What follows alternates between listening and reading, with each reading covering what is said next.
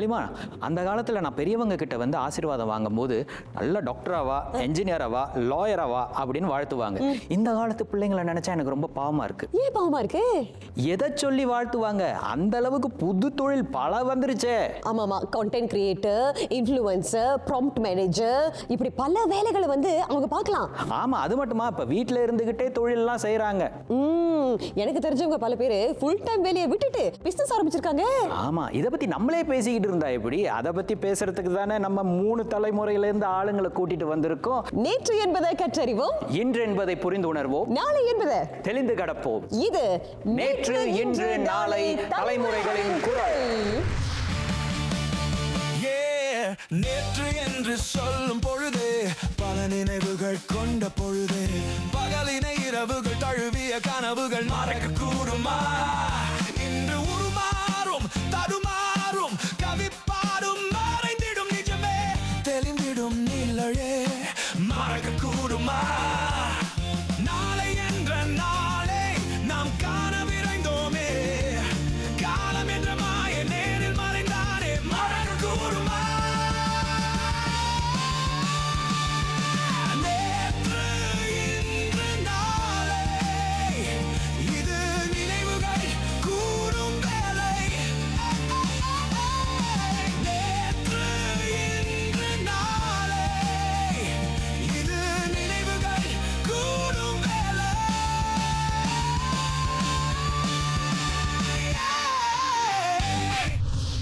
பாதுகாப்பான வேலையா அல்லது நூதனமான சம்பள வழிமுறைகளா, அதை பற்றி தான் இன்றைக்கு நம்ம தெரிஞ்சுக்க போறோம்.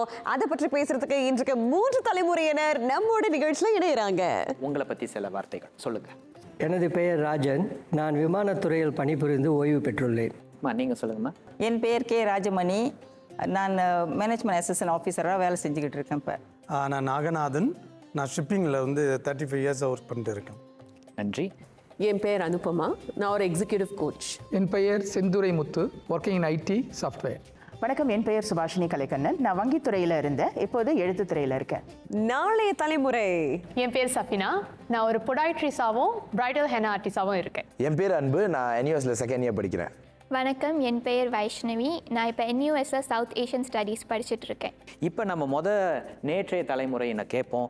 உங்கள் காலத்தில் எந்த தொழில் முறைகள் வந்து அதிகமாக போற்றப்பட்டது, அதிகமாக விரும்பப்பட்டது? சார், நீங்கள் சொல்லுங்கள்.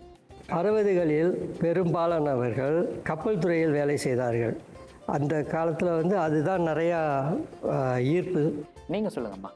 ஸோ நான் நினைக்கிறேன் அப்போ வந்து ரொம்ப பேர் வந்து இந்த ஆஃபீஸில் வேலை செய்கிறது தான் முக்கியமாக நினச்சாங்கன்னு நான் நினைக்கிறேன். மற்ற வேலைகளை விட இதுதான் முக்கியமாக இருந்துச்சுன்னு நினைக்கிறேன் அப்போ ஆஃபீஸில் வேலை செய்கிறது. நீங்கள் சொல்லுங்கய்யா. என்னை பற்றி சொன்னோம்னா, நான் வந்து ஷிப்பிங்கில் இருக்கேன். ஆல்ரெடி அவர் சொன்ன மாதிரி கப்பல் துறையில் தான் இருக்கேன். ஸ்டார்டிங்கிலேருந்து ஆல்மோஸ்ட் நான் ஸ்டார்ட் பண்ணது 90ல் ஸ்டார்ட் பண்ணேன். Still I'm going on. சரி, இன்றைய தலைமுறைக்கு வருவோம். நீங்கள் சொல்லுங்கள், உங்களுடைய காலகட்டத்தில் எந்த தொழில்கள் பிரபலமாக இருந்துச்சு? நான் காலேஜ்லேருந்து வெளியில் வந்தபோது ஐடி தான், எல்லாருமே IT. Of course engineering and medicine எல்லாம் இன்னும் இருந்தது. ஆனால் ஐடி ஒரு மாதிரி பூம் மாதிரி ஆச்சு. அது இன்னும் கண்டினியூ பண்ணிகிட்ருக்கோம். நீங்கள்? நான் கெரியர் ஸ்டார்ட் பண்ணும்போது ஐடி தான் பீக்கில் இருந்தது. ஸோ ஐடி தான் நானும் ஸ்டார்ட் பண்ணேன். உங்களுக்கு? நான் வந்து படித்து முடித்த காலகட்டத்தில் வந்து biomedical sciences was very upcoming. அதுக்கப்புறமா ஐடி டெஃபினெட்லி. அப்புறம் நிறைய பேர் வந்து துணைப்பாட ஆசிரியர்களாக இருக்கிறதையும் விரும்பினாங்க. துணைப்பட ஆசிரியர் உங்களுடைய காலகட்டத்தில்? ஆமாம். சரி, நாளைய தலைமுறையினர்கிட்ட கேட்போம். சஃபினா, உங்ககிட்டேருந்து ஆரம்பிக்கலாம். மெடிசன் வந்து எல்லா காலகட்டத்திலையும் எப்போவுமே பாப்புலராக இருக்கும். ஆனால் வந்து டைரெக்டாக டாக்டராக ஆகாமல் அதுலேயே வேறு என்ன வித்தியாசமாக செய்யலான்னு பார்த்து தான் அலைட் ஹெல்த் கீழே பார்க்கும்போது பொடாய்ட்ரி வந்து இன்ட்ரெஸ்டிங்காக இருந்துச்சு. ஸோ நான் அது வந்து பர்சீவ் பண்ணேன்.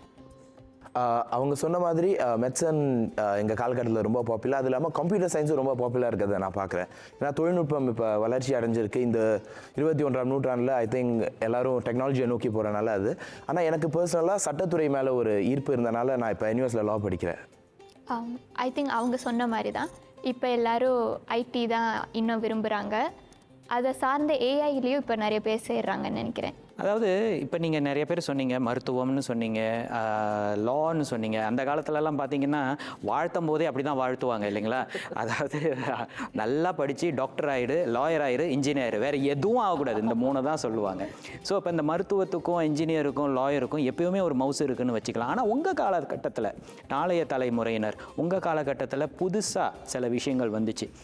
கம்ப்யூட்டர் இங்கேருந்து ஆரம்பிச்சிருச்சு, ஐடின்னாங்க. ஆனால் உங்கள் காலகட்டத்தில் ஐடியும் தாண்டி சோஷியல் மீடியா அப்படிங்கிறது வந்து இன்னும் பிரபலமாக ஆரம்பிச்சிச்சு. இதை நீங்கள் எப்படி பார்க்குறீங்க? இதை பற்றி உங்கள் கருத்து என்ன? ஸோ சோஷியல் மீடியான்னு எடுத்துக்கிட்டோன்னா கான்டென்ட் க்ரியேஷன் இருக்குது, இன்ஃப்ளூயன்சராக நிறைய பேர் இருக்காங்க. இப்போ வந்து யூடியூபராக ஆகிறதே ஒரு வேலையாக கூட நிறைய பேர் வந்து வச்சுருக்காங்க. இதையும் தாண்டி வந்து இப்போது சோஷியல் மீடியாவில் தான் நிறைய பேர் மார்க்கெட்டிங்கும் பண்ணுறாங்க, ஒரு புதுசாக ஒரு பிஸ்னஸ் ஆரம்பிக்கும் போது. ஸோ இதில் நான் என்ன கவனிச்சேன்னா, சில நேரத்தில் சில பிஸ்னஸ் சர்வீஸ் அவ்வளோவா நல்லா இல்லாமல் இருந்தாலும் அவங்களுடைய மார்க்கெட்டிங் ஸ்கில்ஸ் வந்து ரொம்ப நல்லா இருந்துச்சுன்னா அதை ஒரு பக்கம் வச்சுருப்போம். சில பேர் வந்து பல வருஷம் அதே பிஸ்னஸில் இருப்பாங்க, பட் அவங்களுடைய மார்க்கெட்டிங் ஸ்கில்ஸ் அவ்வளோ பெஸ்ட்டாக எல்லாமே இருக்கலாம். பிகாஸ் அவங்க கொஞ்சம் பின்னாடி ஜெனரேஷன், ஓல்டர் ஜெனரேஷன், அவங்க ஒன்றும் அடாப்ட் ஆகலை. ஸோ அந்த மார்க்கெட்டிங் ஸ்கில்ஸ் வச்சு அந்த சர்வீஸோடைய தரத்தை வந்து எடை போடுறாங்க. அதாவது இந்த காலத்தில் எது வேணாலும் ஒரு சோஷியல் மீடியா கண்டென்ட் ஆகிடுது இல்லையா? நான் பார்த்த வரைக்கும் ஒருத்தர் கேமரா வச்சுட்டு தூங்கி இருக்கிறாரு, அது அவர் பிரபலம் ஆயிட்டார் இல்லைங்களா? ஆனால் நாளைக்கு அவர் வந்து ஒரு விஷயத்த வந்து சொல்லும் போதோ இல்லை எடுத்துகிட்டு மார்க்கெட் பண்ணும்போதோ அது ரீச் ஆகும். அப்போ அது ஏன் நீங்கள் வந்து நிரந்தரம் இல்லைங்கிறீங்க? ஏன்னா அது ரீச் ஆகிறது நம்ம கையில் இல்லை, அவர் கையிலையும் இல்லை. சில விஷயம் ரீச் ஆகுது, சில விஷயம் ட்ரெண்ட் ஆகுது, அவங்க காசு சம்பாதிக்கிறாங்க. ஆனால் இப்போ எல்லாருமே அதில் போனால் நிரந்தரமான சம்பளம்னா என்னென்னா கான்ஸ்டண்ட்டாக எல்லா மாதமும் இல்லை ஒரு ரெகுலராக அவங்களுக்கு அந்த சம்பளம் வருமானு கேட்டால் எது ரீச் ஆகும் எது ரீச் ஆகாதுன்னு ஒரு ஃபேமஸ் யூடியூபருக்கே தெரியாது. அந்த நிலையில் அது எப்படி என்னை பொறுத்த வரைக்கும் நிரந்தரமான ஒரு அவர் சொல்கிறது கரெக்ட் தான். கண்டென்ட் கிரியேட்டரும் சரி, யூடியூப் இன்ஃப்ளூயன்சர் எல்லாருமே ஃபாஸ்ட் ஃபுட் மாதிரி தான்.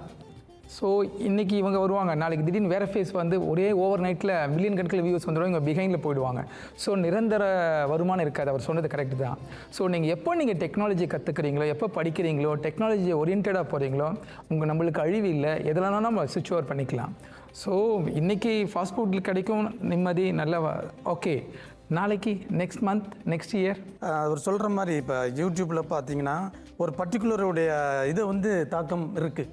இப்போ ஹோட்டலுக்கு நான் புக் பண்ணுறப்ப கூட ரிவ்யூ பார்த்து தான் புக் பண்ண வேண்டியிருக்கு. இப்போ பல தொழில் முறைகள் புதுசாக வந்திருக்கு இல்லைங்களா? அதாவது நீங்கள் இங்கே நம்ம ஷிப்பிங்கில் ஆரம்பித்து அதுக்கப்புறம் ஐடியில் ஆரம்பித்து அதுக்கப்புறம் அது புது பரிமாணங்களில் எடுத்துக்கொண்டே இருக்கின்றது. இப்போ புதுசாக ஏஐன்னு ஒரு விஷயம் வந்திருக்கு, ஹோம் பேஸ் பிஸ்னஸ்னு ஒரு விஷயம் வந்திருக்கு. இதை பற்றி நீங்கள் என்ன நினைக்கிறீங்க? பொதுவாக சொல்லப்போனால் இது வளர்ந்துக்கிட்டு தான் இருக்கும், இது எங்கேயும் நிற்க போகிறதில்ல. இதுக்கெல்லாம் பேஸாக உள்ளதே கணினி தான். ஐடியிலேருந்து தான் எல்லாமே செய்கிறாங்க. இப்போ ஏஐ பண்ணுறாங்க அப்படின்னா அதுவும் ஐடியிலேருந்து தான் போய் ஆகணும். இன்றைக்கி வந்து ஒரு கப்பல்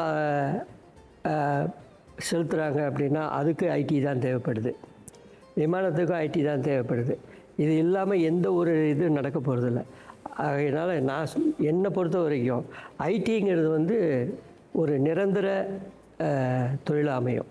இல்லை, இப்போ இந்த ஐடி மூலியமாக வர்ற புது தொழில் முறைகள் வளர்ந்து கொண்டே இருக்கும்னு நினைக்கிறீங்க? வளர்ந்து கொண்டே தான், நிரந்தரம் இல்லைன்னு நினைக்கிறீங்களா? நான் நினைக்கிறேன் அது வளர்ந்து கொண்டே இருக்கும். இப்போ நான் வந்து இப்போ தேசிய பல்கலைக்கழகத்தில் தான் வேலை செய்கிறேன். நான் அங்கே வந்து நான் இமெயில் எதுவும் அனுப்புறதா இருந்தாலும் நான் அந்த ஏஐ கிட்ட தான் போய் ஹெல்ப் கேட்பேன். அவங்க சொல்லி அதே போல் நான் இங்கே எங்கேயும் வெளியே போய் ஏஐன்னு ஒரு விஷயம் வர்றதுக்கு முன்னாடி ஏஐ கிட்ட கேட்டிங்களா? யாருக்கு உதவி? யாருக்கிட்ட கேட்கல. இமெயில் அனுப்பணும், யார்கிட்ட போய் கேட்கறதுன்னு கேட்டிங்களா? இல்லை, பல வருஷமா 48 வருஷமா வேலை செய்கிறேன். ஆமாம், ஏஐ வந்தனால நீங்கள் போய் கேட்குறீங்க. ஆமாம், இதுக்கு முன்னாடி நான் கேட்கல, நான் சொந்தமாக தான் செய்வேன். ஆனால் இப்போ உங்களுக்கு இருந்த நம்பிக்கை ஏஐ வந்தப்போ ஏன் இல்லை? இப்போ ஏன்னா நம்ம இப்போ வந்து எல்லாமே வளர்ந்துருச்சு. ஏன்னா நீங்கள் வந்து ஒரு கணினியில் இமெயில் அனுப்புறதா இருந்தாலும் நம்ம நல்லபடியாக அது வந்து அவங்களுக்கு போய் சேருதா, அவங்களுக்கு அந்த நம்ம அனுப்புறது அவங்களுக்கு புரியுதான்னு நமக்கு தெரிஞ்சு தான் நம்ம அனுப்ப முடியும். எது வேணாலும் நம்ம அனுப்ப முடியாது. அப்போ அது உங்கள் வேலை சுலபமாயிடுச்சு அப்படின்னு சொல்ல வரீங்க? நான் யோசிக்க தேவையில்லை, நான் யோசிக்கிறத குறைச்சிக்கிட்டேன். நீங்கள் சொல்லுங்கள் சார். இல்லை, இவங்க சொன்னது வந்து கொஞ்சம் நான் மாற்றி சொல்லலாம்னு நினைக்கிறேன். எப்படின்னா முன்னாடியெல்லாம் பார்த்தீங்கன்னா நானே ஒரு மெயிலை டிராஃப்ட் பண்ணோம்னா வந்து சீனியர்கிட்ட கேட்டுட்டு செய்யணும். அப்படின்ற இது இருந்தது. ஏன்னா அவருக்கு வந்து ரொம்ப தெரியும், அந்த ஹோப்பில் இருக்கும். இப்போ பார்த்தீங்கன்னா புதுசாக டூல் வந்துருக்கு, ஏஐ டூல்லாம் யூஸ் பண்ணால் போதும், உங்களுக்கு ஃபுல்லாக கதையே சொல்லிடுது. ஸ்டார்டிங்லேருந்து என்ன வேணும் அப்படியே நீங்கள் ஒரு லைனில் போட்டிங்கன்னா, லைனில் டைப் அடிச்சிங்கன்னா ஃபுல் கதையே வந்துடுது. இப்போ என்னோட லைன் ஆஃப் பிஸ்னஸ், இப்போ நான் கரெக்டாக ஒரு எக்ஸிக்யூட்டிவ் கோச்சாக இருக்கேன். முதல்ல நான் நினச்சேன் இதில் வந்து நான் வந்து ஒருத்தரோட நான் பேசுகிறேன், பேசி தான் என்னோட வேலை, இதை எப்படி ஏஐ பண்ண முடியும்னு நினச்சேன். ஆனால் இதுலேயும் இப்போ ஏஐ வந்தாச்சு. இப்போ கோச்சிங் கூட நீங்கள் வந்து ஆன்லைன் போய் ஒரு டிஜிட்டல் மெஷினோட பேசலாம். ஸோ இப்போ வந்து எல்லா துறையிலையும் ஏஐ வந்து அவங்க என்ன சொல்கிறாங்கன்னா ஆல்மோஸ்ட் ஹியூமன் மாதிரி பண்ணணும். ஆல்மோஸ்ட் அது எவ்வளோ பண்ணுவாங்க, பட் ஹியூமன்ஸ் அதுக்கு மேலே எவ்வளோ இவால்வ் ஆங்கன்னு பார்க்கணும். பட் எல்லா துறையிலையும் வந்தாச்சு. உச்சம் தொடும் உத்தியோகமா, சக்கப்போடு போடும் சுய சம்பாத்தியமா? ஒரு சிறு இடைவெளிக்கு பிறகு தெரிஞ்சுக்கலாம். இது நேற்று இன்று நாளை தலைமுறைகளின் குரல்.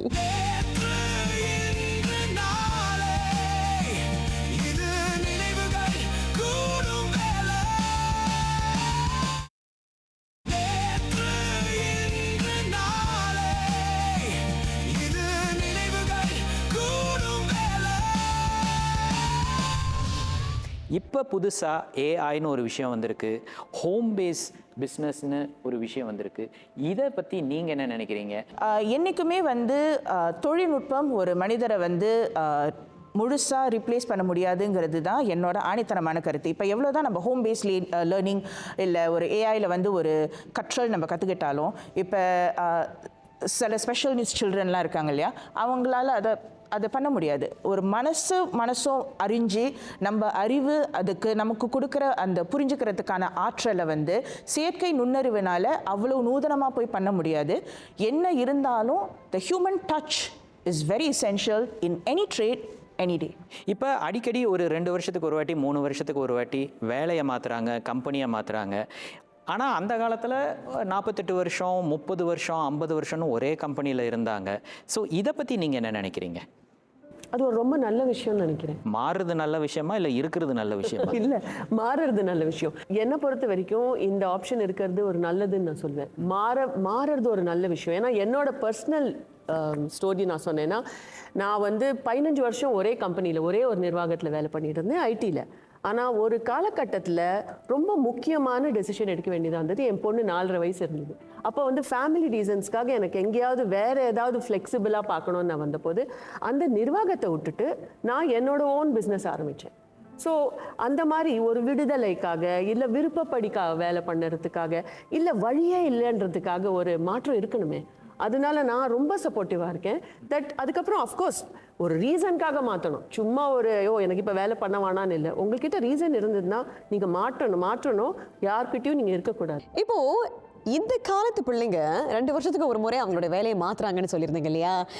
அவங்களுக்கு சலிப்பு தட்டுது. 2 வருஷத்துக்கு அப்புறம் எல்லாத்தையும் நம்ம கற்றுக்கிட்டோம், இதுக்கு மேலே இந்த வேலையில் என்ன இருக்குது, ஒன்றுமே இல்லையே சுவாரஸ்யமாக, அதனால நம்ம வேலையை மாத்திரம் சொல்லிட்டு அந்த நம்பிக்கையில் அவங்க மாற்றுறாங்க. ஆனால் அந்த காலத்தில் அவங்க அப்படி பண்ணல. 48 வருஷமாக ஒரே வேலையில் இருந்ததுக்கு பயம் கூட ஒரு காரணமாக இருக்கலாம். நீங்கள் எப்படி பார்க்குறீங்க? ஆமாம், இப்போது அடிக்கடி வேலை மாறுறாங்க. 2 இயர்ஸ்க்குன்னா ஒன்று அவங்க அப்டேட் பண்ணிக்கல, 2வது சம்பளம் பத்தல, 2 தான். நீங்கள் அப்டேட் பண்ணியிருந்தீங்கன்னா இருக்கிற இடத்துலையே அவங்களே உங்களை ப்ரொமோட் பண்ணுவாங்க, இல்லை நீ வேறு இடத்துக்கு நீங்கள் அங்கேருந்தே மூவ் பண்ணலாம். ஸோ 2 திங்ஸ் தான் நான் சொன்னது. ஒன்று அப்டேட் பண்ணிக்கல, சேலரி கம்மி. நல்லா அப்டேட் பண்ணிட்டோம் எனக்கு சேலரி கம்மியாக கிடைச்சதுன்னா அவங்க மூவ் பண்ணுவாங்க.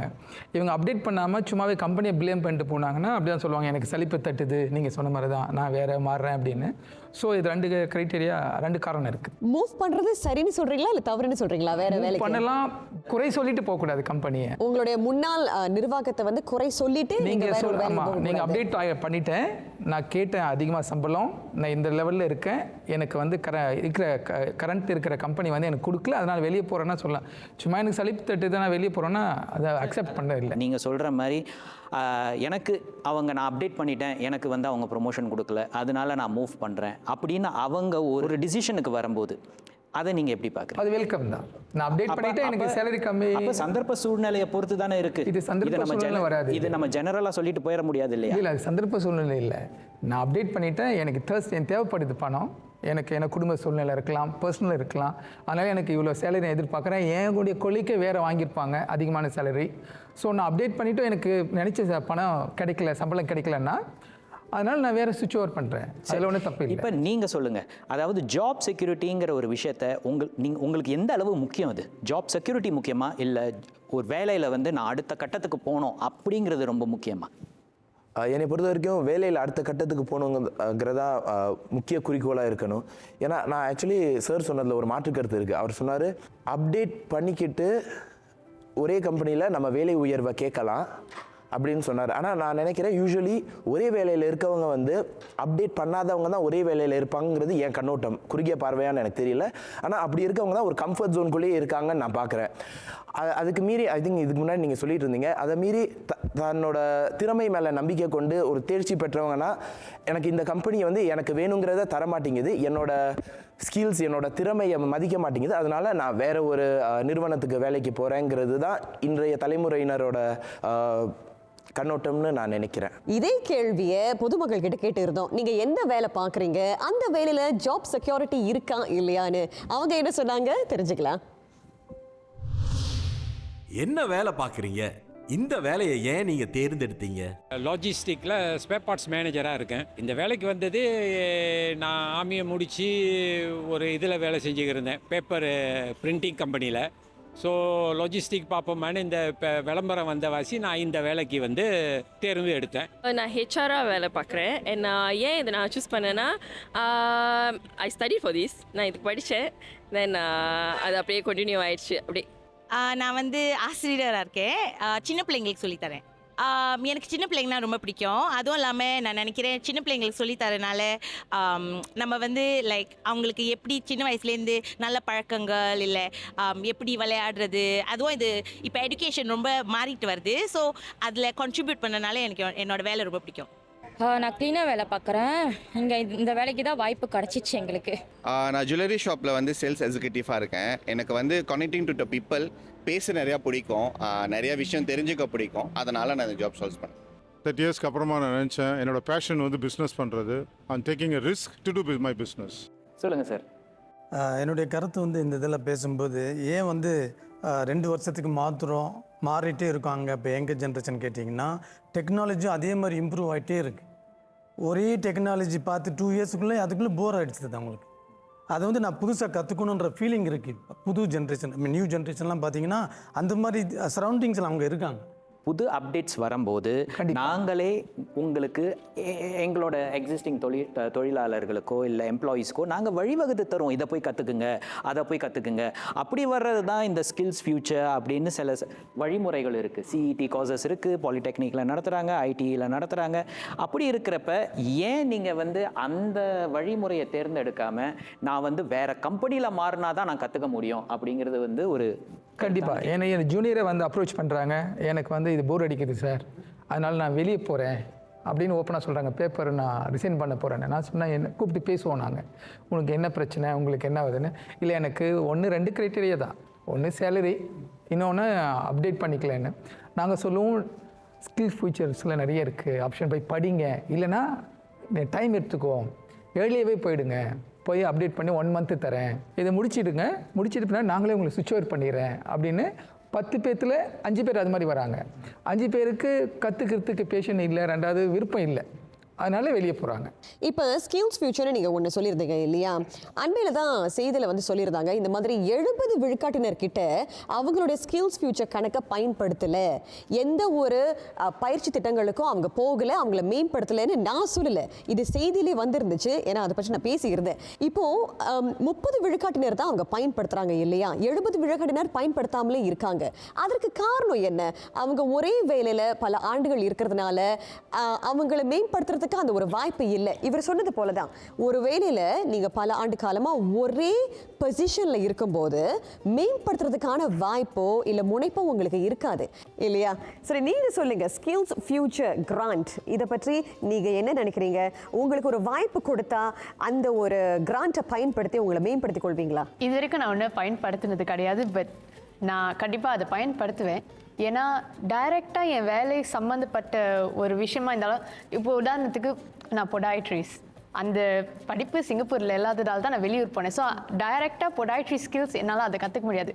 ஆனால் நான் அந்த பிஸ்னஸ் ரன் பண்ணுறதால அது சம்மந்தப்பட்ட ஸ்கில்ஸ் என்னால் அதில் கற்றுக்க முடியும். உதாரணத்துக்கு இப்போ மார்க்கெட்டிங், சோஷியல் மீடியா, இல்லை பிஸ்னஸ், அது சம்மந்தப்பட்ட ஒர்க் ஷாப்ஸ், காஸ், ஃபோட்டோகிராஃபி, எப்படி பெட்டராக ப்ரைடல் ஹெனாஸ் செய்யும் போது எப்படி பெட்டரான ஃபோட்டோ நான் எடுக்கலாம், இவ்வளோ இருக்குது. ஸோ டைரெக்டான ஒரு துறையில் நான் போய் அதை கற்றுக்க தேவை. அதாவது நீங்கள் சொல்கிறத வச்சு பார்க்கும்போது என்ன தெரியுதுன்னா, பெரும்பாலானோர் என்ன நினைக்கிறாங்கன்னா, நான் படித்த துறையில் இப்போ தற்காலிகமாக வேலை செய்கிற துறையில் அதை பற்றி தான் நான் வந்து ஸ்கில்ஸ் ஃபியூச்சர் கோர்சஸ் எடுக்கணும் அப்படின்னு நினைக்கிறாங்க. ஆனால் நீங்களே தான் சொன்னீங்க, நான் அதை சார்ந்த மாதிரி சில கோர்சஸ் எடுக்கலாம்.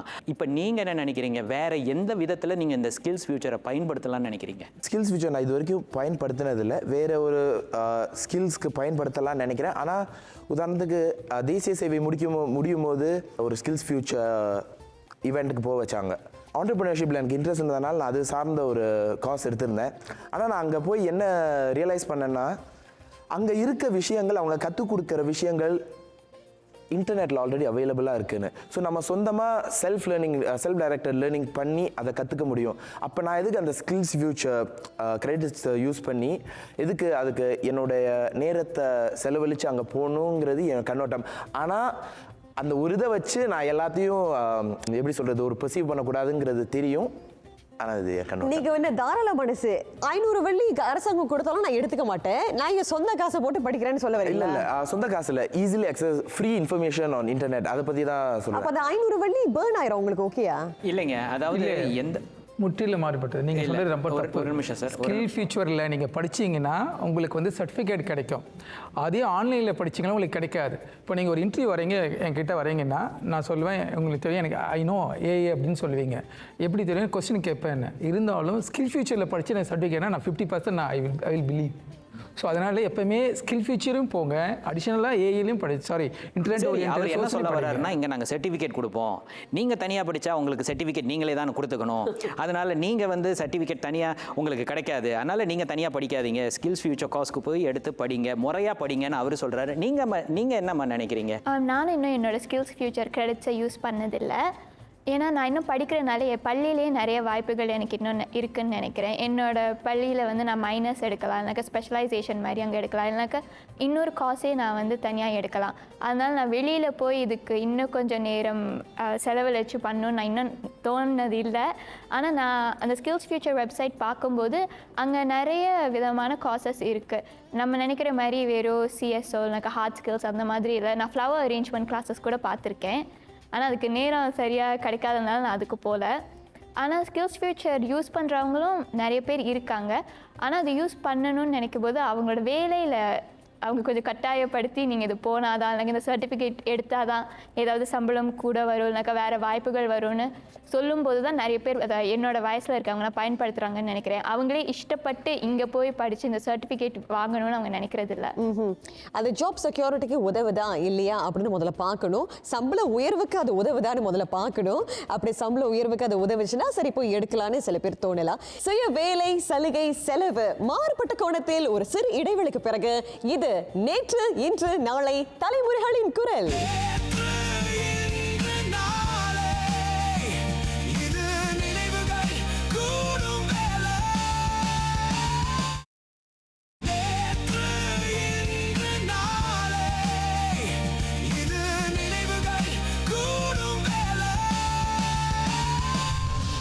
இப்போ ஜாப் செக்யூரிட்டி அப்படின்னு சொல்லும் போது சில பேர் ஒரே வேலையில் பல ஆண்டுகளாக இருப்பாங்க. சில பேர் அந்த வேலையை பார்த்துக்கிட்டு பேசிவ் இன்கம்லையும் கவனம் செலுத்துவாங்க. ஆக்டிவ் இன்கம் மட்டும் எனக்கு போதாது, எனக்கு ஒரு பேசிவ் இன்கமும் வேணும்னு சொல்லிட்டு அவங்க மற்ற வேலைகள், மற்ற ஸ்ட்ரீம்ஸ் ஆஃப் ரெவன்யூ வந்து நாடி போவாங்க. உங்கள் காலத்தில் எப்படி ஒரே வேலையை அந்த ஒரு ஆக்டிவ் இன்கம் மட்டும்தான் உங்களுக்கு இருந்துச்சா? நான் ஸ்கில்ஸ் ஃபியூச்சரில் வந்து நான் பேக்கிங் கிளாஸஸ்க்குலாம் போனேன். 2-3 வாட்டி நான் பேக்கிங் கிளாஸ் போயிருக்கேன். போய் கேக் செய்கிறது, இந்த குவிங்கெல்லாம் செய்கிறது, இந்த மாதிரி எல்லாம் நான் போய் செஞ்சேன். எனக்கு வந்து இந்த பானிபூரி செய்யறதுனா ரொம்ப பிடிக்கும்.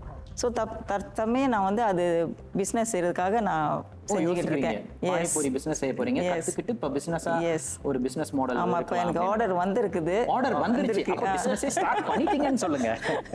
நீங்கள் சொல்லுங்க சார், நீங்கள் உங்களுடைய காலகட்டத்தில் செஞ்ச வேலையில் இருந்து மற்ற வேலைகளை செஞ்சீங்களா? பேசிவ் இன்கம் இருந்துச்சா உங்களுக்கு? அப்போ வந்து பேசிவ் இன்கம் இருந்துச்சு. நானாக சொந்தமாக தொழில் செஞ்சேன். வேலையிலே இருந்துக்கிட்டே சொந்தமாக தொழில் செஞ்சேன். டிரான்ஸ்போர்ட்டேஷன் பண்ணிகிட்டு இருந்தேன். இப்போ போக்குவரத்து துறையில் இருந்து தொட்டு அதில் கொஞ்சம் ஒரு இது வந்துச்சு. இப்போ சமீப காலத்தில் நான் வந்து அந்த ஸ்கில் ஃபியூச்சரை பயன்படுத்தி செக்யூரிட்டி கோர்சஸ்லாம் எடுத்துக்கிட்டேன். இது ரெண்டு வாட்டி யூஸ் பண்ணிட்டேன். இன்னமும் நிறையா இருக்கிறத விட்டு இப்போ தான் ஏஐ பற்றி பேசிக்கிட்டு இருக்காங்களே, அதுலேயும் போய் கொஞ்சம் படிச்சுக்குவோம் அப்படின்னு.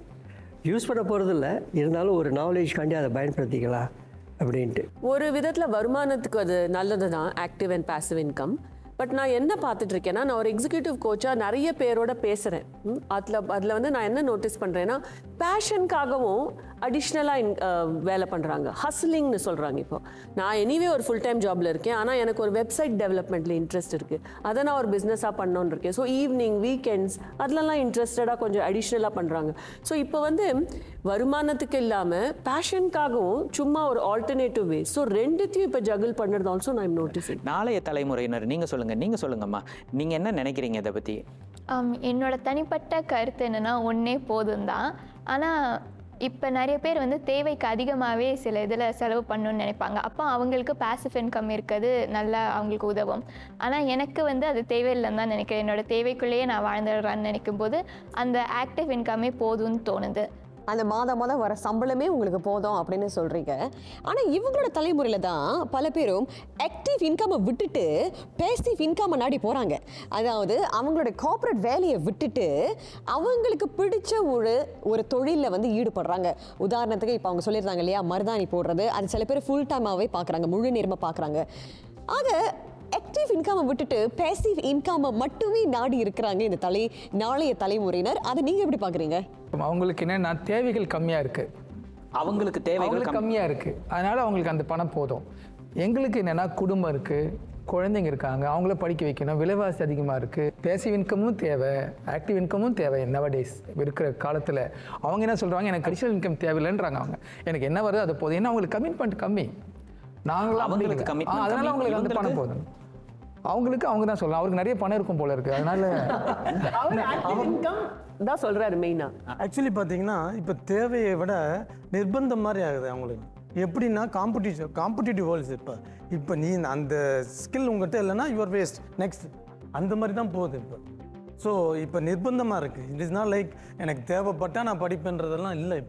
இப்போ இருக்கிற காம்படிட்டிவ் இதில் வந்து பார்த்தீங்கன்னா, நான் அந்த மாதிரி ஸ்கில்லை ரெடி பண்ணால் தான் எனக்கு வந்து ஃப்யூச்சர் இருக்கும் அப்படின்ற பயத்தினால படிக்க ஆரம்பிச்சுறாங்க. இப்போ பேசிவ் இன்கம் அப்படின்னு சொல்லும்போது ஹோம் பேஸ் பிஸ்னஸஸ் மட்டும் பேசிவ் இன்கம் கிடையாது. பலதரப்பட்ட பேசிவ் இன்கம் வழிகள் இப்போ வந்திருக்கு. கிரிப்டோ கரன்சி, ட்ரேடிங், இன்வெஸ்ட்மெண்ட்னே சொல்லிக்கிட்டே போகலாம். அதுலேயும் பல பேரும் வந்து கால் எடுத்து வச்சிருக்காங்க. இந்த மாதிரி சோர்ஸ் ஆஃப் பேசிவ் இன்கம் நீங்கள் நாடி இருக்கீங்களா?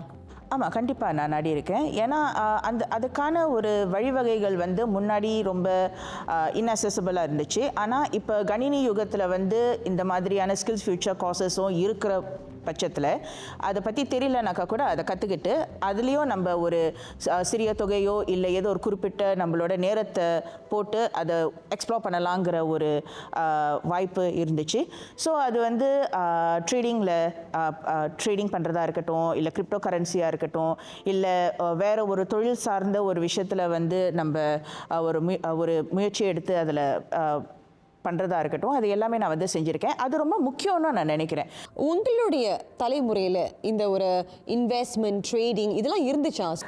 என்னோட தலைமுறையில் அந்த மாதிரி இல்லை. ஒருத்தருக்கு ஒரு நிரந்தர வருமானம் இருக்குது, அது அவங்களோட குடும்பத்துக்கு வந்து எல்லா தேவைகளையும் செய்யுது. அப்படிங்கும்போது யாருமே ஒரு பேசிவ் இன்கம்க்கு தேடினதில்லை.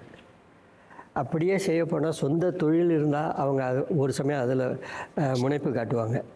அதை தவிர பேசிவ் இன்கம் வேணும் அப்படின்னு சொல்லிட்டு அந்த காலத்தில் யாரும் போகல. எப்படிமா உங்களுக்கு ஆக்டிவ் இன்கம், பேசிவ் இன்கம் ரெண்டுமே இருக்கா, இல்லை ஒன்று மட்டும் தான் இருக்கா? எனக்கு வந்து பேசிவ் இன்கம் வந்து இந்த கிரிப்டோ கரன்சி மூலமாக இல்லை. இப்போ ஹேனா வந்து அது ஃபுல் டைமாக இருந்தாலும் எவ்ரிடே தினைக்கும் நான் அதுக்கு போகல. என்னை பொறுத்த வரைக்கும் ரெண்டுமே தேவை. ஏன்னா இந்த காலகட்டத்தில் ஒரு வேலையை மட்டும் நம்பி இருக்க முடியாது. இப்போ திடீர்னு பேண்டமிக் வந்துச்சு. ஆக்டிவ் இன்கம் இருந்தவங்கலாம் என்ன பண்ணாங்க, எல்லாரும் வீட்டிலேருந்து பேக் பண்ணாங்க. ஸோ அந்த நேரத்தில் வந்து வெறும் நான் வீட்டில் இருந்து பேக் பண்ணலையே. முக்கால்வாசி பேர் வீட்லேருந்து வேலை செய்ய முடியுன்றவங்கலாம் வந்து வேலை செய்ய முடிஞ்சிச்சு. உதாரணத்துக்கு எனக்கு வந்து நான் பேஷண்ட் பார்க்கணுமே, நான் எப்படி வீட்டிலேருந்து பார்க்க முடியும்? ஸோ எனக்கு வேறு வழி இல்லை, எனக்கு சம்பளமும் இல்லை. ஸோ நான் வேறு ஏதாச்சும் ஒரு வேலையை தான் பார்க்கணும். அது மட்டும் இல்லாமல் வந்து இப்போ உள்ள ப்ரையாரிட்டிஸை மட்டும் பேஸ் பண்ணி நம்ம வந்து ஒரு வேலையை செஞ்சோன்னா அந்த காலகட்டம் வரும்போது உங்களுக்கு போதுமான அந்த சேவிங்ஸ் இருக்கா? பல வருஷத்துக்கு முன்னாடி வீடெலாம் வந்து அவங்க 100,000க்கு வாங்கியிருக்கலாம். ஆனால் இப்போ அதே 100,000க்கு என்ன கிடைக்க போகுது? அதே சைஸ் வீடு கிடைக்காது. ஒரு சுவர் வாங்கலாம். ஸோ இப்போது ஒரு 5 வருஷம் கழிச்சு அவங்க வந்து கல்யாணம் பண்ண போகிறாங்கன்னா அந்த 5 வருஷம் கழிச்சு அந்த விலையும் ஏறும். ஸோ இப்போ மட்டும் எனக்கு இது மட்டும் போகும், அந்த நேரம் வரும்போது நான் பார்த்துக்கிறேன்னு சொன்னாக்கா அந்த நேரம் வரும்போது ரொம்ப கஷ்டமாக இருக்கும். ஏன்னா உங்களுக்கு அதுக்கு தேவைப்பட்ட சேவிங்ஸ் இருக்காது. நான் நினைக்கிறேன் இந்த பெருந்தொற்று வந்ததுலேருந்து பல பேரோட மனப்பான்மை மாறி இருக்கு, எண்ணங்கள் மாறி இருக்கு. ஸோ அந்த அடிப்படையில் உங்களுக்கு ஏதாவது பேசிவ் இன்கம் இருக்கா கொஞ்சம் சொல்ல முடியுமா? ஸோ நான் 15 வருஷம் ஆக்டிவ் இன்கம் எம்ப்ளாய்டாக இருந்தேன். அந்த டைமில் டெஃபினெட்லி இன்வெஸ்ட்மெண்ட் பண்ணிட்டு இருந்தேன். இப்போ நம்ம ஒரு குடும்ப லெவலில் பார்த்தீங்கன்னா இப்போ நான் ஒரு passive income for the family ஆகிட்டேன். ஏன்னா நான் ட்ரைனிங் அண்ட் டெவலப்மெண்ட்டில் இருக்கிறதுனால எப்போ எனக்கு கிடைக்குமோ ஆப்பர்ச்சுனிட்டி அப்போ தான் எனக்கு இன்கம் கிடைக்கும். ஆனால் என்னோட குடும்பத்தில் என் ஹஸ்பண்ட் வந்து ஆக்டிவ் இன்கமாக இருக்கார். ஸோ அதனால நாங்கள் வந்து இன்வெஸ்ட் பண்ணி அவர் இன்வெஸ்ட் பண்ணுறாரு, என்னோடது ஒரு அடிஷ்னல் இன்கம் மாதிரி. நேற்றைய தலைமுறையினர் நீங்கள் சொல்லுங்கள், உங்களுக்கு பேசிவ் இன்கம் இருந்துச்சா? நான் வந்து இன்டெரக்டாக பண்ண மாதிரி ஃபீல் பண்ணுறேன். எப்படின்னா சிபிஎஃப்ல பார்த்தீங்கன்னா I use to put more and more money on that. அதில் வர இன்ட்ரெஸ்ட் பார்த்தீங்கன்னா டெஃபினட்டாக எனக்கு பேசிவ் தான் கோயிங் ஃபார்வர்ட். ஏன்னா நான் ஓல்ட் ஏஜ் ஆன பிறகு டெஃபினட்டாக அது ஹெல்ப் பண்ண போகுது. இப்போ வரைக்கும் செஞ்சுட்டு இருக்கீங்க? இப்போ கூட செஞ்சுட்டே இருக்கேன். சரி, இப்போ சேமிப்பு காப்புறுதிக்கு வருவோமே, எத்தனை பேருக்கு சேமிப்பு இருக்குது? உங்களோட ஆக்டிவ் இன்கம் பேசிவ் இன்கம்ல இருந்து நீங்கள் நல்லா சேமிச்சிருக்கீங்கன்னு சொல்லுங்கள். சேமிப்புங்கிறது வந்து ஓரளவுக்கு நான் சேமித்து வச்சுருந்தேன். அது என் பிள்ளைகளோட படிப்புக்கு மற்றும் அவங்களோட கல்யாணம் செஞ்சு வைக்கிறதுக்கு எல்லாத்துக்குமே சரியாக இருந்துச்சு. தற்சமயத்துக்கு சேமிப்பு இருக்குது, இருந்தாலும் அது அவ்வளோ பெருசாக சொல்ல முடியாது. இந்த காலத்தில் இந்த அளவுக்கு உங்களுடைய சேமிப்பு இருந்துச்சுன்னா அது ஒரு டீசென்ட்டான சேவிங் அப்படின்னா நீங்கள் எந்த தொகையை சொல்வீங்க? ஒருத்தவங்களுக்கு வந்து ஒரு 50,000 வெள்ளி இருக்குது அப்படின்னு சொன்னால் பொதுவாக அவங்க வயசான காலத்தில் உதவுறதுக்கு அந்த தொகை போரும்னு நான் நினைக்கிறேன். 50,000. அப்போ சேமிப்புங்கிறது வந்து அவசியமா? நிச்சயமாக அவசியம்தான். ஏன்னா இப்போ எனக்கு 3 பிள்ளைங்க இருக்காங்க. அவங்க ஒருத்தவங்க வந்து இப்போ SUSSல யூனிவர்சிட்டியில் படித்தாங்க. அவங்களுக்கு ஒரு 4 வருஷம் படிக்கிறதுக்கு ஒரு 50,000 வெள்ளி மேலேயே போகுது. அதனால நம்ம நிச்சயமாக சேமிப்பு நமக்கு தேவை. நீங்கள் சொல்லுங்கள் சார். ஓகே, இவங்க சொல்கிறதுல நான் ஃபுல்லாக அக்ரி பண்ணுறேன். எப்படின்னா சம்பாதிக்கிறதுல வந்து 60% வந்து செலவச்சுக்கு 40% அட்லீஸ்ட் சேவ் பண்ணுற ஹேபிட்டை நான் வந்து ஆல்மோஸ்ட் 10 வருஷமாக 15 வருஷமாக ஸ்டார்ட் பண்ணிட்டேன். ஏன்னா அது ஸ்டார்ட் பண்ணால் தான் இப்போதைக்கு வந்து தைரியமாக உட்கார முடியுது. அந்த தைரியம் வந்து ஏன்னா ரிட்டையர்ட் ஆனால் கூட பரவாயில்ல, எனக்கு வந்து சேவிங் இருக்குது, ஐ கேன் மேனேஜ். சேமிப்பும் காப்புறுதியும் முக்கியமா? எங்கேயும் போயிடாதீங்க. ஒரு இடைவேளைக்கு பிறகு இது நேற்று இன்று நாளை தலைமுறைகளின் குரல்.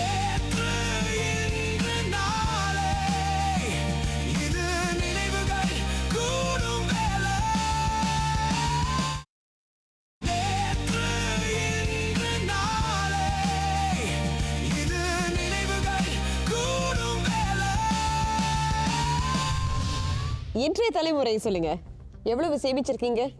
ஸோ என்னோட கேஸில் நாங்கள் முதல் கல்யாணம் ஆனதுலேருந்து ஒரே ஒரு பர்சனோட இன்கமில் தான் நடத்தணும்னு எங்களோட ஒரு குறிக்கோள். ஸோ நாங்கள் 2 பேர் வேலை பண்ணிட்டு இருந்தாலும் எப்போவுமே என்னோட வேலை வந்து விட்டாலும் நம்ம அப்படியே நடத்தணும்னு. ஸோ அதனால் எல்லாமே சேவிங்காக தான் இருந்தது. அதனால தான் அதுக்கப்புறம் 15 வருஷம் அப்புறம் எனக்கு தோணித்து ஓகே நான் வந்து இப்போது ஒரு பேசிவ் இன்கம்மாக போகிறேன்னு. ஸோ அதனால் ஒரு ஃபவுண்டேஷன் ஆல்வேஸ் இன்வெஸ்ட் சேவ் ஒரு மாதிரி செக்யூரிட்டி இருக்கிறது தான். ஸோ அது இல்லாமல் எங்களால் யோசிக்க கூட முடியாது வேறு ஏதாவது பண்ணலாம். இப்போ வரைக்கும் நீங்கள் சேமிச்சுட்டு தான் இருக்கீங்க? அப்சல்யூட்லி பண்ணிட்டு தான் இருக்கும். இப்போ நம்ம நாளைய தலைமுறையினர்கிட்ட வருவோம். இப்போ நீங்கள் சொல்லுங்கள், நீங்கள் சேமித்து வச்சுருக்கீங்களா இல்லை இனிமேல் தான் சேமிக்க ஆரம்பிக்க போகிறீங்களா? கண்டிப்பாக நான் சேமித்து வச்சுருக்கேன். பொடாய்ட்ரிஸாக ஆகும்போது நான் ஒரு 25 விழுக்காடு தான் என் செலவுக்குன்னு வச்சுப்பேன். நான் எல்லாத்தையும் வந்து சேமிச்சிடுவேன். இப்போ வரைக்கும் அப்படி தான் பண்ணுறீங்களா? ஆமாம். அதனால தான் என்னால் வந்து எனக்கு ஆசைப்பட்ட மாதிரி எல்லாமே செய்ய முடியுது, வெளியூர் போக முடியுது. சரி, நீங்கள் சொல்லுங்கள் தம்பி, நீங்கள் சேமித்து வச்சுருக்கீங்களா இல்லை இனிமேல் தான் சேமிக்க ஆரம்பிக்க போகிறீங்களா? எனக்கு வந்த ஒரே வருமானம் வந்து தேசிய சேவையின் மூலியமாக. ஸோ அப்போ நான் சேமித்து வச்சுருந்தேன், ஆனால் அதுக்கப்புறம் அதில் கை வச்சுட்டேன். ஸோ அது ஒரு முக்கியமான பழக்கம்னு நினைக்கிறேன். அதை தொடர்ந்து செய்யணும்னு நினைக்கிறேன். பட் இப்போதைக்கு சேமிப்பு இல்லை. நீங்கள்? எனக்கு கட்டாயமாக சேமிப்பு இருக்குதான். ஆனால் நானும் பெருசாக எதுவும் வேலை செய்யலை. ஆனால் அம்மா அப்பா என்னோடய செலவுகள் முக்கால்வாசி அவங்களே பார்த்துக்குவாங்க. அதனால் அதை தவிர அவங்க கொடுக்குற அலவன்ஸை நான் 70 விழுக்காடாவது நான் சேவ் பண்ணிடுவேன். 70 விழுக்காடு 70 விழுக்காடு அவ்வளோக்கா எனக்கு செலவில்லை, அதனால செலவில்லை. இல்லை அவங்க தலையில் கட்டினா உங்களுக்கு எங்கே இருக்குது செலவு இல்லையா? இப்போ காப்புறுதின்னு ஒன்று இருக்குது, இன்சூரன்ஸ். அந்த காப்புறுதியிலே பலதரப்பட்ட காப்புறுதிகள் இருக்குது. இப்போ நம்ம இங்கே நேற்றைய தலைமுறைக்கிட்டேன்னு வருவோம். நீங்கள் ஏதாவது காப்புறுதி, அதாவது இன்சூரன்ஸ் வாங்கியிருக்கீங்களா? என்ன மாதிரி இன்சூரன்ஸ் வாங்கி வச்சுருக்கீங்க? கண்டிப்பாக காப்புறுதிங்கிறது வந்து ரொம்ப முக்கியமான ஒரு இது. இப்போ உள்ள நிலைமைக்கு என்னோடய வயசில் உள்ளவங்க வந்து லைஃப் இன்சூரன்ஸ் எடுக்க முடியாது புதுசாக. அவங்க வந்து ஒரு ஆக்சிடெண்ட் பாலிசி இல்லாட்டி மற்ற விதமான காப்புறுதிகள், இன்வெஸ்ட்மெண்ட் பாலிசிஸ் அந்த மாதிரி ஒன்று வச்சுருக்கணும். அந்த மாதிரி வச்சுருந்தா இப்போ பொதுவாக ஒரு ஹாஸ்பிட்டலைசேஷன் அப்படின்னு சொல்லும்போது, இப்போ மருத்துவமனையில் சேர்க்கப்பட்டிருக்கோம் அப்படின்னு சொல்லும்போது, நம்மளது மெடிசேவ் 10 அப்படிங்கிற நிலமையில் உங்களோட காப்புறுதி அந்த இடத்துல உங்களுக்கு கை கொடுக்கும். நீங்கம்மா சொல்லுங்க, காப்புறுதி திட்டங்கள் இருக்குதா? இருக்கு, நான் எடுத்து வச்சிருக்கேன். 3 பிள்ளைங்களுக்கும் எடுத்து வச்சிருக்கேன். ரைடர் எடுத்து வச்சிருக்கேன். என்டோமெண்ட் எடுத்து வச்சிருக்கேன். ட்ராவல் இருக்கு. இல்னஸ் இருக்கு. ஆமா, சொல்லிக்கிட்டே போறீங்க, பட்டியல் நீண்டுகிட்டே போகுது. எஸ். நீங்க ஐயா? நானும் இதே மாதிரி தான் ஃபுல் ஃபேமிலிக்கே செஞ்சுருக்கேன். ஸோ ஒரு அவங்க சின்ன வயதில் இருக்கும்போதே செஞ்சாச்சு. ஸோ தட் அப்போ வந்து கொஞ்சம் கூட என்னுடைய வயசுக்கு வந்து ஜாஸ்தியாகும், அவங்களுக்கு கம்மி. இப்போ அதனால் வரனால என்னை வந்து இப்போ அவங்க இப்போ பெரிய ஆனவொன்னு அவங்கள்ட்ட சொல்கிறேன், இப்போ நீங்கள் அதை டேக் ஓவர் பண்ணுங்கள், நான் என்னுடைய இது பார்த்துக்கிறேன் அப்படின்ற மாதிரி. நல்ல வேலை ஆக்சுவலி ஐ ஹேவ் பிளானர் கூட இருக்காரு, ஃபைனான்சியல் பிளானர் வச்சு முன்னாடியே பிளான் பண்ணனால எனக்கு அந்த அளவுக்கு இப்போ பேச முடியுது. நேற்றைய தலைமுறையினர் சொல்றதுல வந்து உங்களுக்கு தெரிஞ்சிருக்கும், அவங்க இத்தனை காப்புறுதி திட்டங்களை எடுத்திருக்காங்க, காப்புறுதி திட்டங்கள் ரொம்ப முக்கியம் அப்படின்னு அவங்க சொல்றாங்க. உங்களுக்கு காப்புறுதி திட்டங்கள் முக்கியமா? அப்சல்யூட்லி முக்கியம் தானே. லைஃப் இன்சூரன்ஸ் இருக்குது, மெடிக்கல் இன்சூரன்ஸ். இப்போ என்னோட கேஸில் என்னோட கணவரோட கம்பெனிலேருந்து கொடுக்குறாங்க மெடிக்கல் இன்சூரன்ஸ். ஆனாலும் நாங்கள் ப்ரைவேட் இன்சூரன்ஸ் எடுத்துகிட்டு இருக்கோம். ஏன்னா ஜாப் வந்து நம்ம ப்ரெடிக்ட் பண்ண முடியாது. நம்மளோட சைடில் நம்ம எப்போவுமே ப்ரொடெக்டடாக இருக்கணும். அதே மாதிரி அவங்க சொன்ன மாதிரி நாங்கள் இப்போ தான் ட்ராவல் பண்ணோம், ட்ராவல் இன்சூரன்ஸ் எடுத்தோம். ஏன்னா என்ன ஆகும்னு தெரியாது. அதே மாதிரி ஹோம் இன்சூரன்ஸ் எடுத்திருக்கோம், வெஹிக்கிள் இன்சூரன்ஸ் எடுத்திருக்கோம். வெஹிக்கிள் இன்சூரன்ஸ் நீங்கள் எடுத்து தான் ஆகணும், அது வேறு. அது கரெக்ட் சார், நீங்கள் சொல்லுங்கள் சார். கண்டிப்பாக இங்கே எனக்கு என் ஃபேமிலி எல்லாருக்குமே மெடிக்கல் இன்சூரன்ஸ் வச்சுருக்கேன். எனக்கு லைஃப் இன்சூரன்ஸ் வச்சுருக்கேன். ஸோ கண்டிப்பாக மஸ்ட்டு தேவை எல்லாருக்குமே. உங்களுக்கு? நான் வந்து உடல் நல இதுக்கு மட்டும்தான் எனக்கு முதன்மையாக தேவைப்படுதுன்னு நான் கன்சிடர் பண்ணேன். நாளைய தலைமுறையினர் நீங்கள் சொல்லுங்கள், அதாவது நீங்கள் உங்கள் குடும்பத்துக்கு என்னென்ன காப்புறுதிகள் எடுக்கலாம்னு நினைக்கிறீங்க? முக்கியமாக வந்து ஹெல்த் இன்சூரன்ஸ் எடுத்தே ஆகணும். அதுக்கப்புறம் இன்வெஸ்ட்மெண்ட் பிளான்ஸ், அது எவ்வளோ சீக்கிரம் நீங்கள் செய்கிறீங்களோ அவ்வளோ நல்லது. நானே வந்து போன வருஷம் தான் இதெல்லாம் எனக்கே நான் ஆரம்பித்தேன். நீங்கள் சொல்லுங்கப்பா. நான் லைஃப் இன்சூரன்ஸ் எடுப்பேன், அது இல்லாமல் மெடிக்கல் இன்சூரன்ஸும் எடுப்பேன். இதான் ரொம்ப முக்கியமானதாக நான் கருதுகிறேன். அவங்க சொன்ன மாதிரியே லைஃப் இன்சூரன்ஸ், அப்புறம் ஆக்சிடென்ட் பாலிசி, அப்புறம் ஹோம் இன்சூரன்ஸும் தேவைன்னு நினைக்கிறேன். ஸோ முக்கியமாக வந்து மெடிக்கல் இன்சூரன்ஸ் எடுக்கணும். இன்வெஸ்ட்மெண்ட் இன்சூரன்ஸ் இருக்க கேஷ்பேக் வரும். பல வருஷம் கழிச்சு நீங்கள் ஒரு 5 வருஷமோ 10 வருஷமோ வந்து ஒரு மாதம் சேவிங்ஸ் மாதிரி அதில் போட்ட பிறகு பல வருஷம் கழிச்சு உங்களுக்கு அந்த சேவிங்ஸ் நீங்கள் எவ்வளோ முதலீடு போட்டிங்களோ அதை விட அதிகமாக வரும். இன்றைக்கு நம்ம இந்த கடின உழைப்பு, ஆக்டிவ் இன்கம், பேசிவ் இன்கம், இதை பற்றிலாம் நம்ம பேசிகிட்டு இருக்கோம். கடின உழைப்பு அதிக சம்பளமா, இல்லை நீக்கு போக்கான வேலை குறைந்த சம்பளமா, எதை பொதுமக்கள் இன்னும் விரும்புகிறாங்க அப்படின்னு அவங்க கிட்ட கேட்டிருந்தோம். நம்ம பொதுமக்கள் என்ன சொல்லியிருந்தாங்க தெரிஞ்சுக்கலாம் வாங்க. வேலையில் சம்பளம் அதிகம் ஆனால் கெடுபடியும் அதிகம், இல்லை சம்பளம் கொஞ்சம் கம்மியாக தான் இருக்கும் ஆனால் ஃப்ளெக்சிபிளாக இருக்கும். இந்த ரெண்டில் எந்த வேலையை நீங்கள் தேர்ந்தெடுப்பீங்க? Okay salary with flexible working hours. ஏன்னா இப்போ நிறையா ஒர்க் லைஃப் பேலன்ஸ் பற்றி நம்ம நிறையா கேட்டுட்டு வரோம். நிறையா பேர் அதுக்கு முக்கியத்துவம் தராங்க. இல்லை வேறு யங்கர் ஜெனரேஷனுக்கு அது ரொம்ப ப்ரையாரிட்டியாக இருக்குது. ஸோ நான் நினைக்கிறேன் நிறைய பேர் வந்து அதிகமாகவும் சம்பாதிக்கணும். அது வந்து நான் இம்பார்ட்டன்ட் இல்லைன்னு சொல்ல மாட்டேன். ஏன்னா எல்லாமே லைக் சிங்கப்பூரில் வந்து விலை உயர்வாக தான் இருக்குது. ஆனால் ஒரு அளவு இருந்தால், ஒரு பேலன்ஸ் இருந்தால் அது ரொம்ப நல்லா இருக்கும்னு நினைக்கிறேன். கடினமான வேலை செஞ்சு சம்பளத்தை கூட எடுக்கிறதுக்கு பதிலாக சும்மா சாதனமாக வேலை செஞ்சு சம்பளம் குறைவா இடத்துல நிம்மதியான வாழ்க்கை இருக்கும். எனக்கு வேலை கொஞ்சம் கம்மி தான் இருந்து ஃப்ளெக்சிபிளாக இருக்கணும். மனசுக்கு பிடிச்ச வேலை சம்பளம் கம்மியாக இருந்தாலும் ஓகே தான். பட் இப்போ உள்ள சூழ்நிலைக்கு கிடைக்கிற வேலையை செஞ்சுட்டு நம்ம அதிக சம்பளத்துக்கு தான் போகிறதுக்கு ஆசைப்படுவாங்க. கம்மி சம்பளம், ஃப்ளெக்சிபிளான வேலை, I think I will choose that. I think இப்போ ரொம்ப ப்ரெஷர் அதெல்லாம் நிறைய கோ த்ரூ பண்ணியாச்சு. I think I need a relax kind of job. அதாவது சம்பளம் முக்கியம், மணி முக்கியம், ஆனால் மணி மட்டுமே முக்கியம் இல்லை. So time also important, money is important. ஒருத்தர் வந்து ஆஃபீஸில் திட்டிகிட்டே இருக்காரு, சம்பளம் ஜாஸ்தி கொடுத்தாருன்னா வேலை பார்ப்போமா? பார்க்க மாட்டோம்.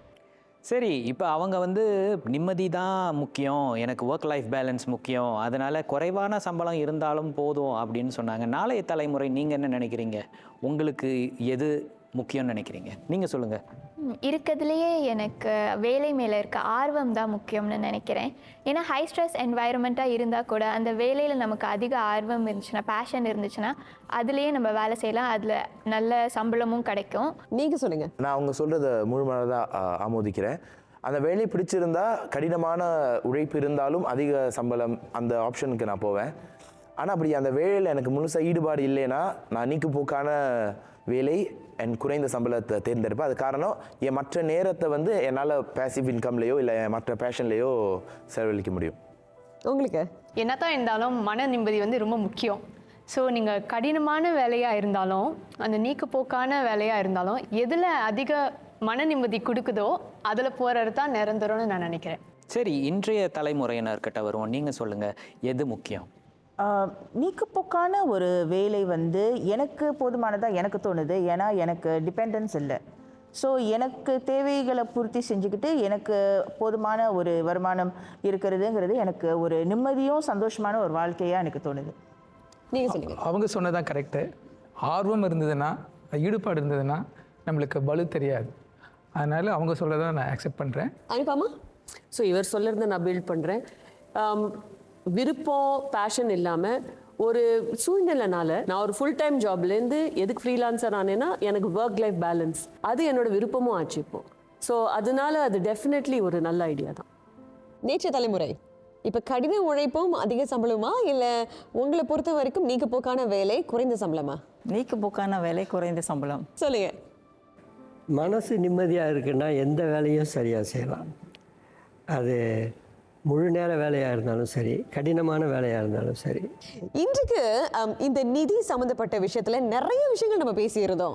அதற்கு கீழே நீங்கள் பார்த்தீங்கன்னா ஆக்டிவ் இன்கம், பேசிவ் இன்கம், எது இன்னும் சிறந்தது, நீக்குப்போக்கான வேலை முறை, எப்படிப்பட்ட வேலை வாய்ப்புகள் இப்போ வந்திருக்கு, அந்த காலத்தில் எந்த ஒரு வேலை பிரபலமாக இருந்துச்சுல இருந்து இன்றைய தலைமுறை, நாளை தலைமுறை, உங்களுடைய தலைமுறையில் எந்த வேலை பிரபலமாக இருந்துச்சுன்னு நீங்கள் சொல்லி இருந்தீங்க. நல்ல நல்ல கருத்துக்களை நீங்கள் எல்லாருமே முன் வச்சு இருந்தீங்க. உங்கள் எல்லாருக்கும் முதல்ல எங்களுடைய மனமார்ந்த நன்றி. கைத்தட்டு. இன்னைக்கு நம்ம பல விஷயங்களை பற்றி தெரிஞ்சுக்கிட்டோம். அதாவது பாதுகாப்பான வேலையா இல்லை நூதனமான சம்பள முறையா அப்படிங்கிற விவாதத்தில் ஆரம்பித்து பொருளாதாரம், பேசிவ் இன்கம், பல விஷயங்களை பற்றி தெரிஞ்சுக்கிட்டோம். நீங்களும் தெரிஞ்சிருப்பீங்கன்னு நினைக்கிறேன். தெரிஞ்சுக்கிட்டதோடு நின்றுடாதீங்க, மற்றவங்க கிட்டேயும் போய் பகிர்ந்துக்குங்க. நேற்று என்பதை கற்றறிவோம், இன்று என்பதை புரிந்துணர்வோம், நாளை என்பதை தெளிந்து கடப்போம். இது நேற்று, இன்று, நாளை தலைமுறைகளின் குரல்.